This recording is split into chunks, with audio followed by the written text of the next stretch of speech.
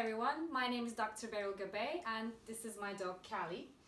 In this video we will be going through how to check your pet head to toe for any skin problems and how to tell how much hair loss is abnormal, and lastly how to perform the itch reflex test.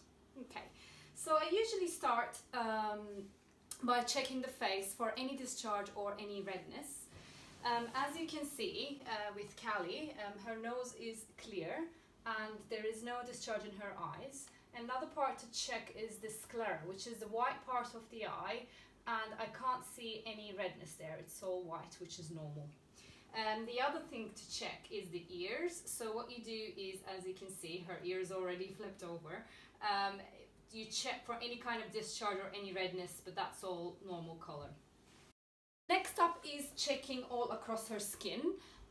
So what we're looking for is any bald patches, areas of redness, or any skin lesions, which are usually little bumps or crusty areas of skin.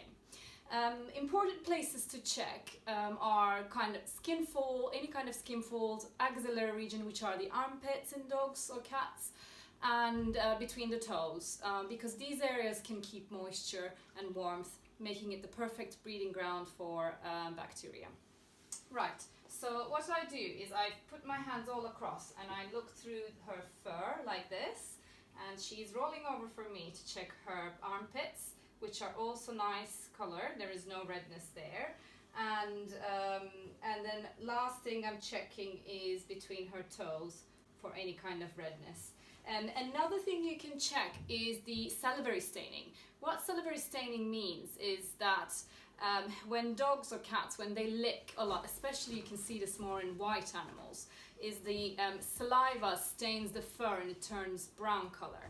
If that happens, that can be a sign that your pet has been licking a lot, and that might give you an indication if your pet is uncomfortable. A question I get a lot is how much fur loss is abnormal. Let's have a look at Callie. So I'm putting my hands through her. And as you can see, I have a lot of hair in my hands. But it looks like she's losing a lot of hair. But when you look through her skin, you won't see any bald patches, which means that that hair loss is still normal, even though it looks like a lot of hair.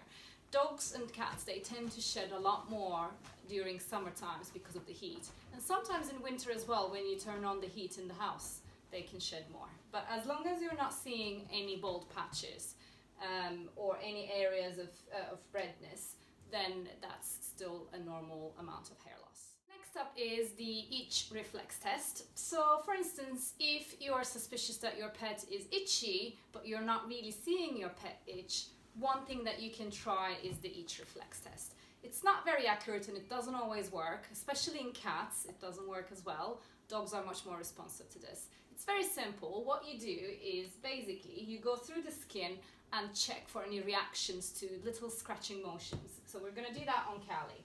So as you can see, I'm going through her body and seeing if she responds to it. If she was itchy, the idea is that with her back legs she would start scratching where I'm going, or she would turn around and try to bite. But as you can see, she's not bothered at all. Another area to check is around the ears. Some dogs who are uncomfortable, when you rub their ears like this, they would sort of try to lean over your hand and then they would shake, or they would rub across the floor. And that might be a sign that there is an ear infection going on. Even though you might not see any discharge from the outer ear, if your dog, who normally doesn't respond to these ear rubs, suddenly starts rubbing across the floor or shaking a lot, then that might be a sign that there is an ear infection going on. Right, that's it for now. Well, thanks for listening, and Callie, thank you for being a role model and being very patient with me.